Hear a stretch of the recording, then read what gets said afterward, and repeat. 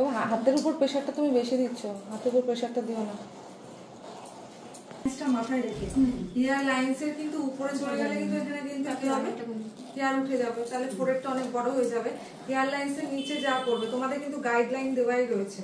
আর সবসময় ফোরেডে নতুন হাতে করতে করতে না কি হয়, এখানে সবাই করতে গিয়ে তখন কিন্তু আবার যখন এত সুন্দর আইব্রো করলাম আবার আইব্রোর কাছে পৌঁছে যায় কিন্তু হাতটা।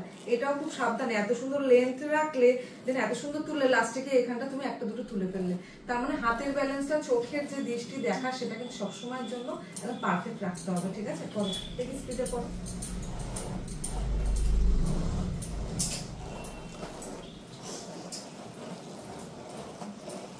প্রেশারটা একটুখানি কম দাও। আর মুখের থেকে সুতোটা ঝুলছে কেন, এটা তো প্রথম দিনই বারণ ছিল। এত ঝুললে কি করে হবে, মুখ থেকে সুতো যাতে না বেরিয়ে থাকে, ক্লায়েন্টের কিন্তু কেসের মধ্যে পড়বে।